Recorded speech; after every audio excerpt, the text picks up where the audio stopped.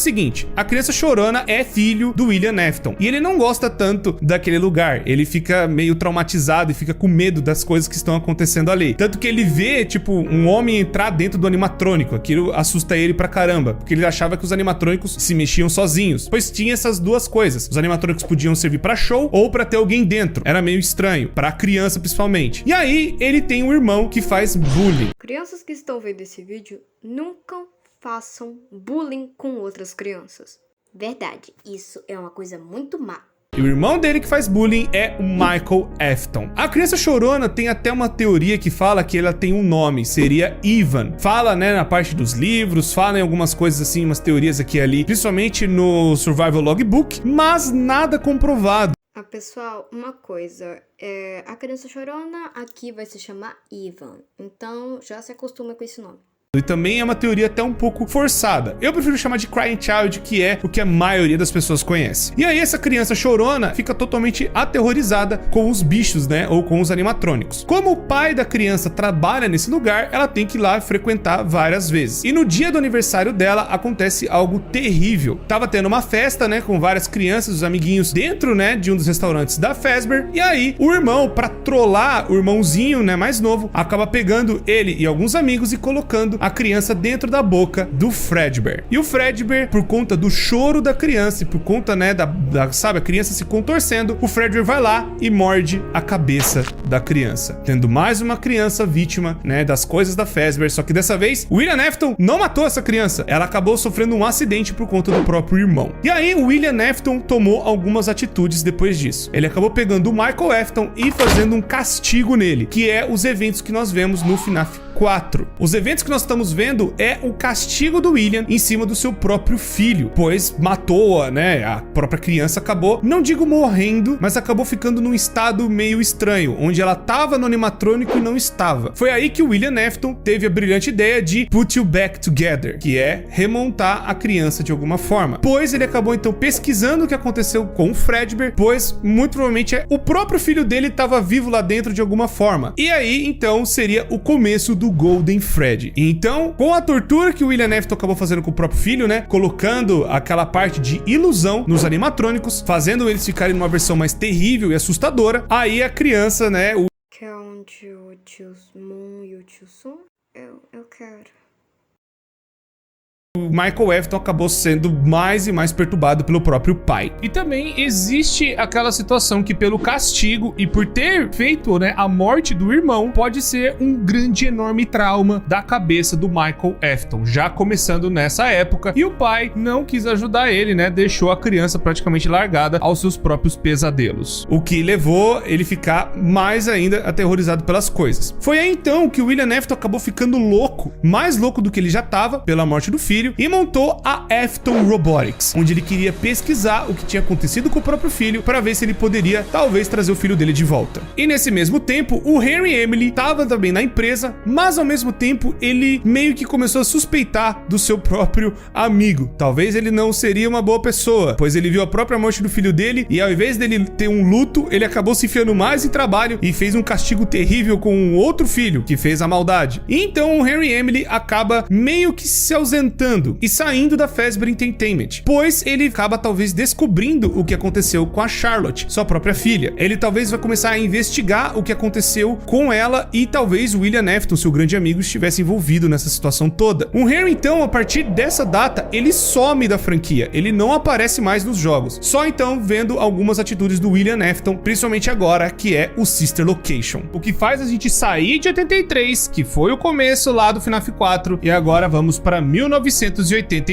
O Sister Location foi como se fosse uma ruptura na Fazbear Entertainment, onde a Fazbear ficou para outros donos, muito provavelmente para o William Afton ou para algum parente da família dele, ou para algum parente do Henry Emily, ou o próprio Henry ficou meio que ainda como dono. De certa forma, teve essa divisão, onde eles não tinham mais a sociedade, pois o próprio Henry foi tomar conta, né, da vida dele, fazendo outras coisas, e talvez pesquisando o que o William Afton fez, e o William Afton abriu a Circus Baby Entertainment and Rental, que seria, né, a Sister Location, inclusive até a Chica's Party World também, onde seria as versões Fun Times, que começaram a existir para os animatrônicos serem alugados para festas de crianças. Mas, como tudo dentro de FNAF não é só flores, não é só animatrônico bonitinho saindo aí do forno, existe, né, mais loucura do William Afton. Aparentemente foi perto dessa época, quando ele finalmente se desvencilhou, né, saiu da Fazbear Entertainment, que ele acabou cometendo mais 5 assassinatos, que são os eventos que nós vemos no livro Into the Pit, onde tem a primeira história, que vai ver um coelho e tal, meio que se fantasiando, entrando nas pizzarias, né, e pegando crianças e colocando nessas salas que eram dos funcionários. Então o William Afton começou a pegar, né, e estudar as almas de alguma forma, mais ou menos nessa época também. Foi aí também que aconteceu outra tragédia. Enquanto o William Afton perdeu já um filho e ele tava louco tentando ver o que tava acontecendo com esse moleque dentro do Golden Freddy, e o Michael completamente aterrorizado em casa, uma filha do William Afton acaba surgindo na história, que é a Elizabeth. A Elizabeth, ela tava num desses restaurantes que tinha um desses Fun Times e tinha a Circus Baby fazendo uma apresentação. E aí a Circus Baby, ela tinha já uma programação dentro dela pra sequestrar crianças, como se fosse uma garra enorme surgindo de dentro dela. E aí tá só a Elizabeth e a Circus Baby em uma das apresentações, e a Circus Baby pega a Elizabeth, possuindo aí mais uma criança. Então, por algum... Esse cara é um maníaco. Eu já tinha visto gente louca, mas desse nível nunca. Sinceramente, esse cara só tá me dando ódio. motivo, a Elizabeth, ela acaba tomando conta praticamente completamente do animatrônico, quase fazendo uma fusão perfeita. O William Afton viu isso, pegou a Circus Baby e colocou num lugar onde seria a fábrica, entre grandes aspas, ou a empresa que estava embaixo da própria casa, ou pelo menos, né, tem uma parte de monitoramento ali da casa do William Afton, onde ele podia ver a tortura que estava acontecendo com o Michael. Meio que o William Afton acabou usando seus próprios filhos de cobaia, mais ou menos, mas acabou surgindo esse tipo de paralelo por conta dele ter pego a Circus Baby e descobrindo que a filha dele estava dentro do animatrônico. E ele acabou fazendo isso em outros animatrônicos também, matando crianças e colocando lá dentro. Bizarro, mas o William Afton acabou surtando mais e mais ainda conforme o tempo foi passando. Bom, a Circus Baby Pizza World acabou fechando e também a Chica's Party World em paralelo. Então as versões Fun Times foram recolhidas e ficaram dentro, né, da Afton Robotics, que é os eventos do Sister Location. Foi então que por conta dessas coisas todas, né, crianças desaparecendo, pessoas começaram a notar as coisas que estavam rolando na Fazbear Entertainment e nessas afiliadas. E aí o nome da Fazbear começou a ser queimado de verdade no mercado, onde já tinha acontecido uma tragédia, mas tinha sido só um caso isolado, não tinha nenhum assassino por trás, mas só em 85 que o negócio começa a piorar muito, onde começou a ter mortes de criança pra caramba e as pessoas começaram a notar isso, que é o que acontece no Into the Pit. E aí então, por conta disso, a Fazbear Entertainment acaba fazendo uma nova versão de animatrônicos, tirando aqueles animatrônicos antigos que é o Fred, Bonnie, Chica e Foxy, que foi lá em 83, pra serem, né, descartados e colocados no fundo em uma das pizzarias. Essa pizzaria que eu estou falando é a pizzaria de 87, que foi a grande reabertura da Fazbear, onde eles pegaram e reformularam tudo de novo. Eles acabaram tirando todas as coisas que aconteceram no passado e refizeram no FNAF 2. E o FNAF 2 teve uma nova versão de animatrônico puxado para as pelúcias, que seriam, né, os brinquedos que tem dentro da Fazbear. Então, acabaram surgindo os Toy Animatronics, onde esses animatrônicos eles teriam muito mais inteligência que o normal e eles teriam um reconhecimento facial dentro deles.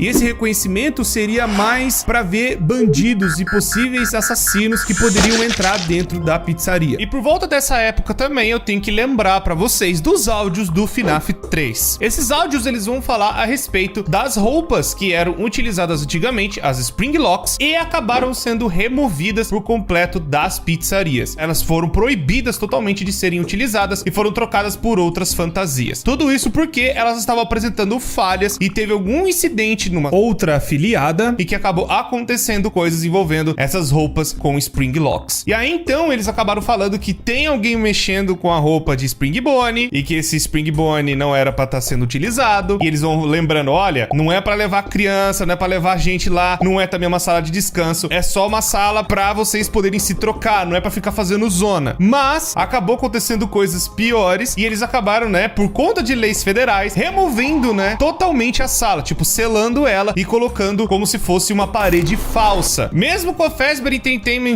já percebendo a merda que tava acontecendo e todos esses assassinatos rolando ao mesmo tempo, não impediu do William Afton usar a roupa do Spring Bonnie pra cometer os assassinatos, pra se disfarçar e tentar fazer mais vítimas, enquanto ele ia nessa sala segura pra levar as crianças lá e fazer as coisas lá. Mas, nessa época também, o William Afton continuou ativo, ele continuou pegando crianças, matando e colocando dentro de animatrônicos. Só que ele acabou descobrindo outra coisa também. Nas pesquisas dele, ele descobriu um elemento muito importante e que vai resumir muita coisa dentro de FNAF. Quero falar pra vocês dos remanescentes, ou os remnants. Desde a época do Sister Location, onde ele tava lá com aquela empresa lá, fazendo as coisas lá no subsolo, existiu esse elemento que ele acabou descobrindo dentro das crianças, que seria como se fosse os remanescentes da alma de uma criança. Dentro de Five Nights at Freddy's, esse remanescente pode ser a alma da criança, realmente tendo personalidade, características e fala, meio que parecido com o que aconteceu com a Circus Baby. Pode ser também remanescentes de agonia, onde a agonia injetada dentro de um animatrônico ou de algum objeto, ele pode acabar ganhando vida de alguma forma, ou sendo um objeto assombrado. Segunda regra de Five Nights at Freddy's aqui pra vocês: tudo que tá dentro do universo de FNAF, os objetos podem ser amaldiçoados ou assombrados de alguma forma, graças a esse elemento chamado agonia. A agonia é basicamente um sangue que consegue perfluir dentro dos objetos, fazendo com que eles tenham uma carga negativa. Mas também tem uma parte seria de felicidade ou bondade que também pode ficar dentro de algum corpo, mas seria um remanescente que liga dentro dos animatrônicos, pois isso explicaria alguns animatrônicos que eles se movimentam, mas eles não têm uma criança dentro necessariamente, tipo Plush Trap. E explicaria também o Fat, mas o Fat, ele também tem uma alma de uma criança dentro. Então pode ter os dois, pode ter a agonia e uma alma dentro. Basicamente todos os animatrônicos, eles têm os dois principais elementos, o remanescente e a agonia, que seria, né, a alma mais esse sangue bizarro que pode contaminar outras coisas e contaminar coisas que acabam ficando amaldiçoadas também, que aí inclui Plush Trap, inclui Balloon Boy, inclui outros animatrônicos que não teriam um corpo dentro de uma criança. Mas também tem um outro remanescente que seria do psicológico, seria um remanescente da personalidade, da característica, do trauma de alguém. E aí seriam os Dark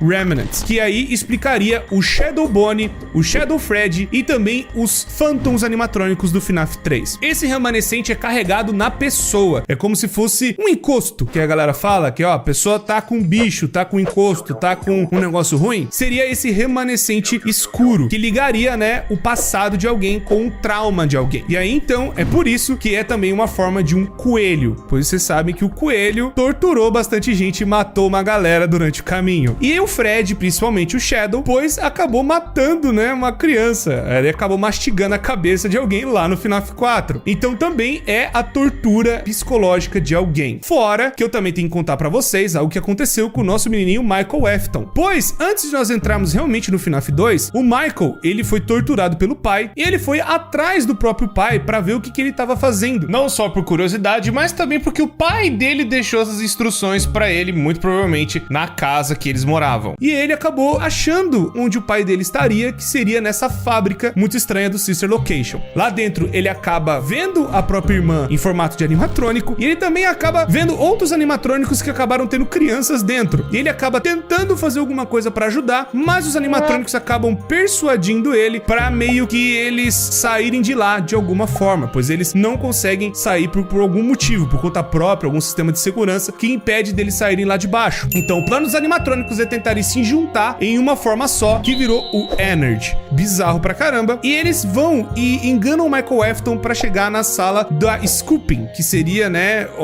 como se fosse uma colher de sorvete que abrisse a pessoa no meio. E essa colher acaba abrindo o Michael e os animatrônicos entram no corpo do Michael Afton, fazendo como ele ainda seja uma pessoa viva, uma pessoa normal, caminhando por aí, mas carregando todos os outros animatrônicos dentro dele, em forma despedaçada, que é o Energy. Só que aí vai passando o tempo, o corpo dele vai apodrecendo e depois de apodrecer tanto, ele não aguenta mais e os animatrônicos fogem de dentro dele de vez. Talvez a cada noite que ele fosse passando, mais partes dos animatrônicos fossem entrando e aí ele acaba ficando mais e mais podre. Foi aí então que chegou um belo dia que os animatrônicos decidiram sair de vez do corpo do Michael e então ele acabou virando um corpo podre, roxo, e seria o segundo Homem de Roxo. Eu já não me assusto com mais nada.